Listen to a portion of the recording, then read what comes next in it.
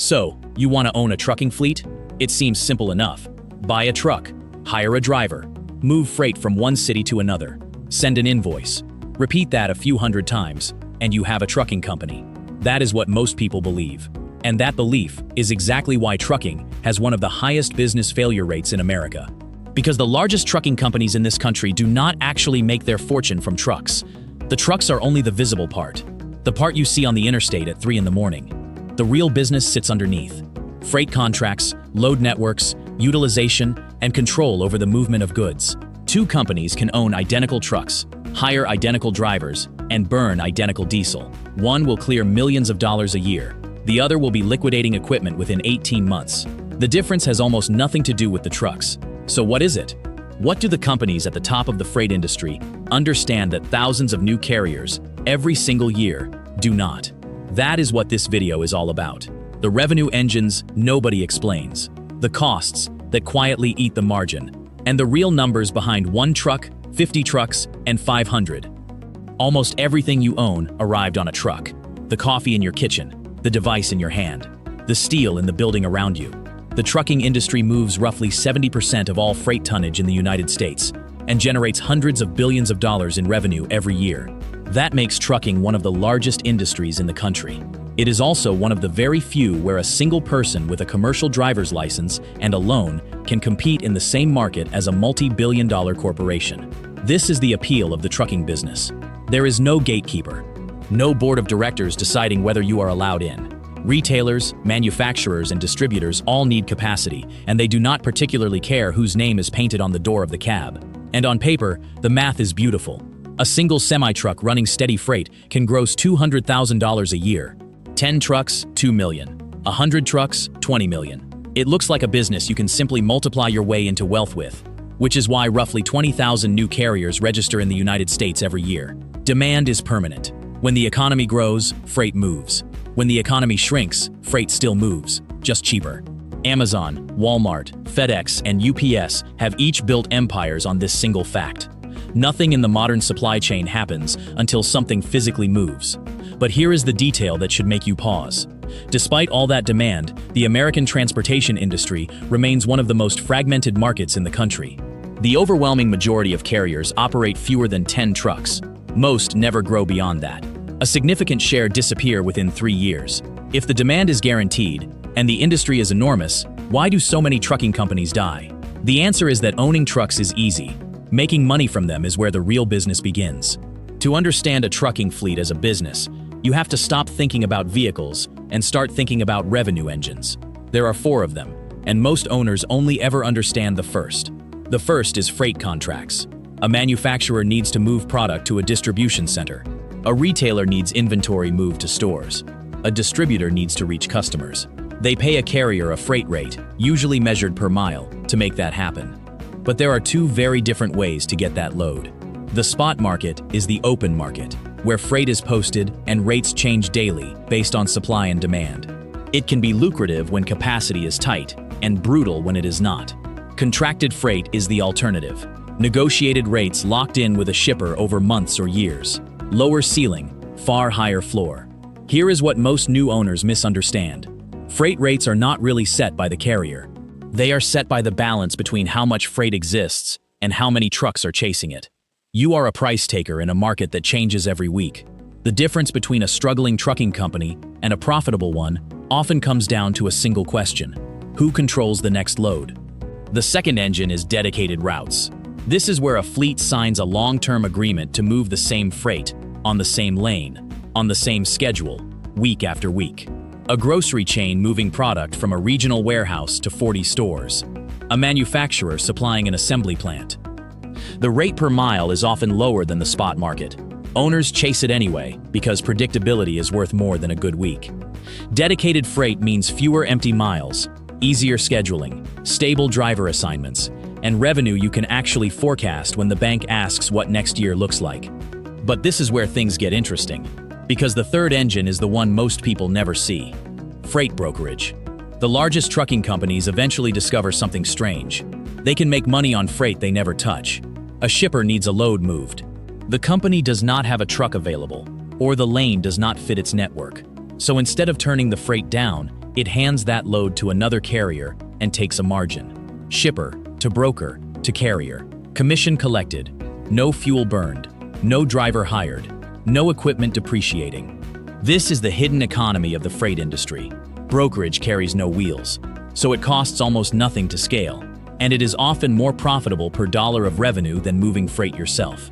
It is the moment a trucking company stops thinking like a truck owner and starts thinking like a logistics company. Which brings us to the fourth engine: fleet expansion. More trucks mean more capacity, more contracts, and more revenue. Scale also unlocks things smaller carriers cannot touch: fuel discounts, better insurance terms, national accounts that will not even talk to a carrier with 15 trucks. But expansion is also where most fleets die. Every truck you add is a fixed monthly payment that does not care whether that truck has freight. Revenue grows in a straight line. Risk does not.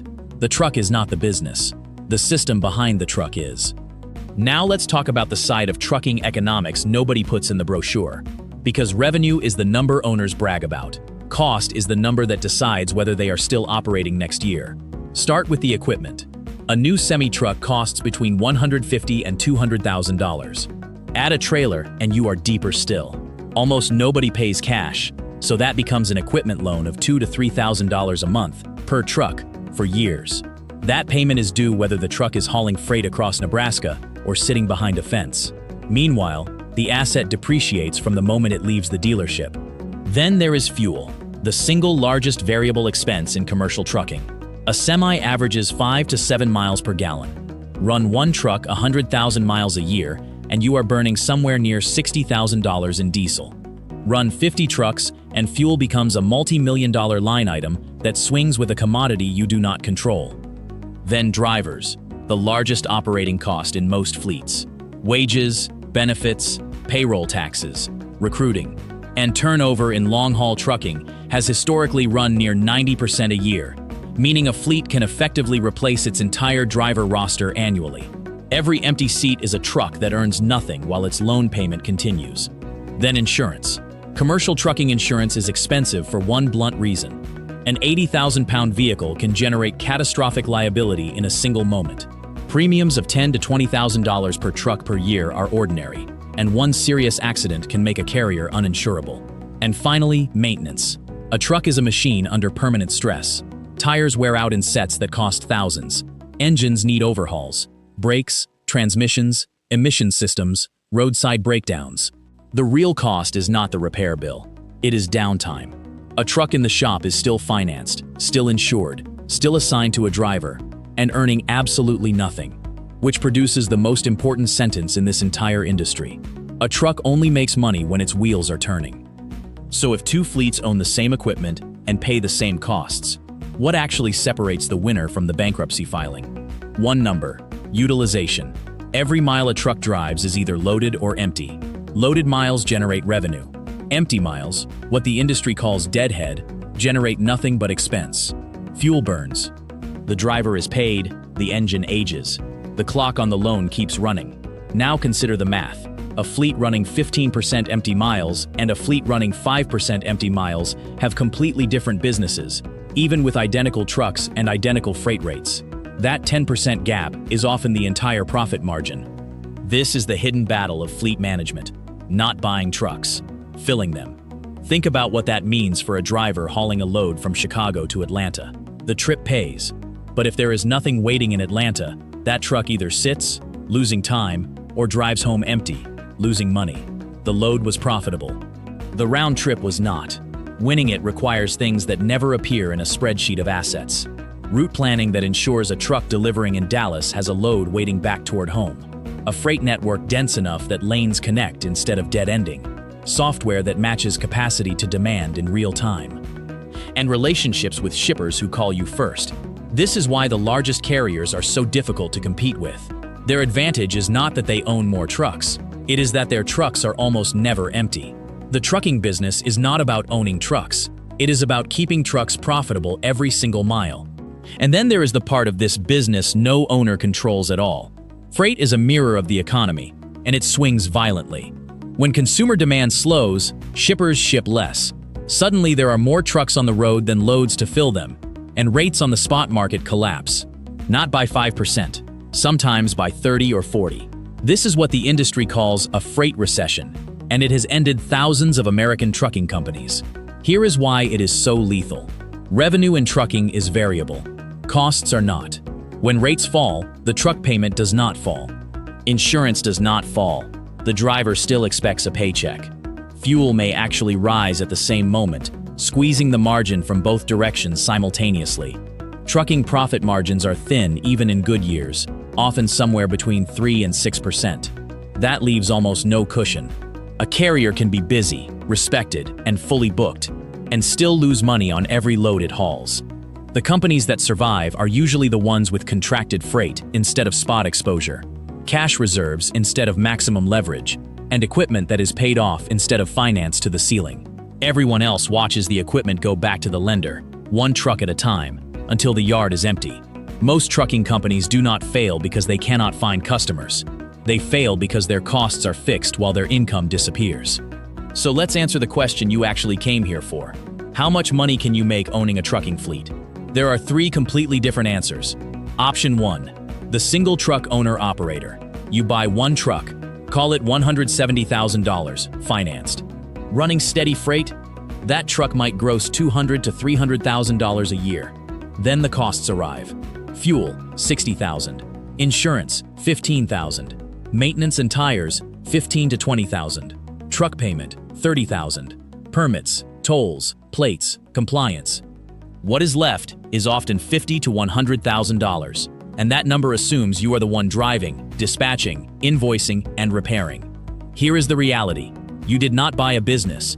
You bought a job with a very expensive tool attached. Option 2, the 50-truck fleet. Now the capital requirement is real. $7.5 to $10 million in equipment, plus working capital, because shippers often pay 30 to 60 days after delivery, while your fuel and payroll are due this week. 50 trucks running well might generate $10 to $15 million in annual revenue.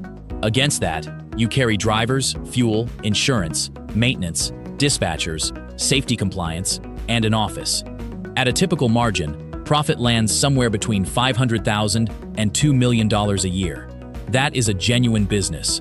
You are no longer driving. You are managing utilization, negotiating rates, and defending margin. And your risk is now measured in millions. Option 3, the 500-truck logistics company. Revenue at this scale crosses $100 million, and profits run into the millions. But something more important has happened. At this level, the trucks stop being the point.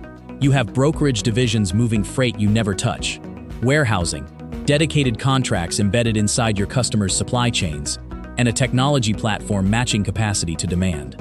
You are no longer a trucking company that also brokers freight. You are a logistics company that happens to own trucks, and that is the actual ladder of the trucking business. At the bottom, you sell your labor. In the middle, you sell capacity. At the top, you sell control of the supply chain. Every night, while the country sleeps, millions of trucks move quietly across the interstate system. Inside them is everything the economy needs tomorrow morning. The inventory, the components, the food, the packages. The people who understand this business have learned something the rest of the industry keeps missing. They are not selling transportation. Transportation is a commodity, and commodities compete on price until nobody makes money. What they are actually selling is certainty. The guarantee that goods will arrive where they are needed, when they are needed, at a cost a business can plan around. The truck is only the machine. The real business is controlling the movement of the economy. If you want to understand the hidden economics behind the world's biggest industries, subscribe.